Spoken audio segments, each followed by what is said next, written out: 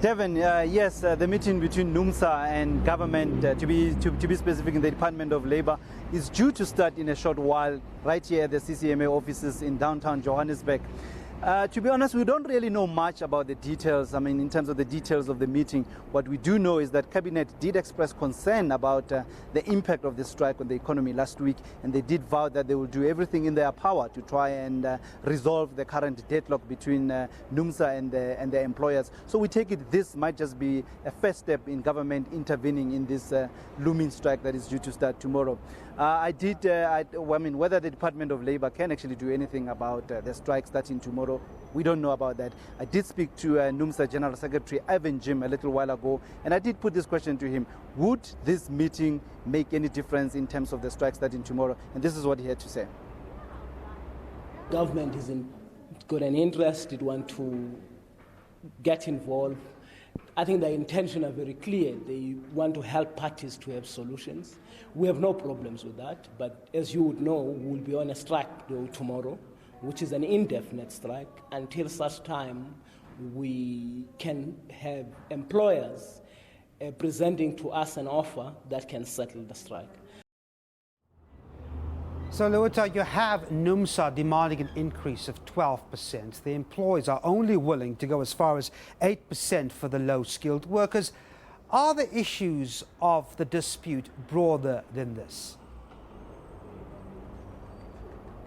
Yes, Devin, perhaps just to put this current situation into context, the negotiations started in March. The parties, for a period of nearly 4 months, had not moved from their positions. The employers opened their discussions with a 6.1% offer, and Numsa was demanding 15%. Only in the last few weeks have we seen some movement from the parties. We know that different employers in the sector are offering between 7 and 8%, and Numsa had dropped their demand from 15 to 12%.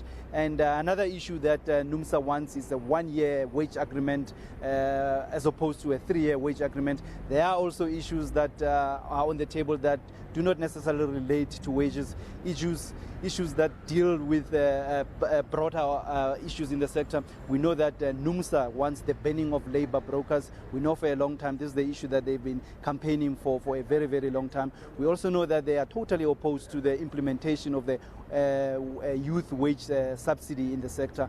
They really, really do not want to see any subsidization of any subsidy going to the employers to hire young workers, because they are concerned about the impact of this on the already established older members in the rest of the sector.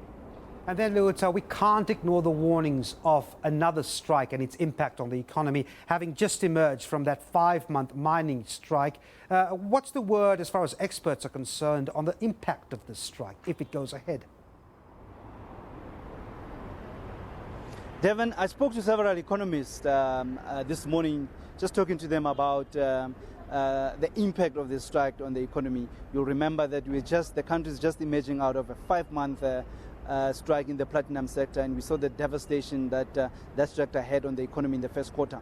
Well, the most scary thing, Devin, is that the economists I spoke to say this strike, if it goes ahead, it doesn't matter how long it is, it will have serious impact for the economy.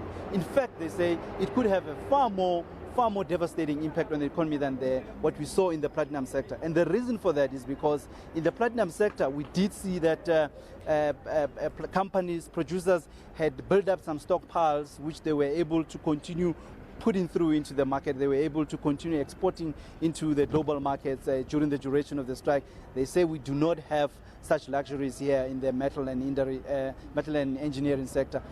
Basically, the manufacturing sector does not do stockpiling. So basically, we are likely to see the impact of this strike immediately, even if it lasts for 2 weeks, even if it lasts for 3 weeks. I spoke to Citigroup economist Gina Skuman, and this is what she had to say. Why are we so concerned about a manufacturing strike this time versus the long platinum strike we had, which don't get me wrong, was still damaging to the economy, is that this time you could see a GDP and export impact to the current account almost immediately. Put this all together, what does it say about South Africa? Well, it just means risk off once again, which means the sentiment on South Africa is not good. and that just means the currency could weaken as a result of this. All right, Gina Skillman there on the implications of that strike. And speaking to Lueta Motlogelwa, who's bringing us the latest on the Numsa strike that's scheduled for tomorrow.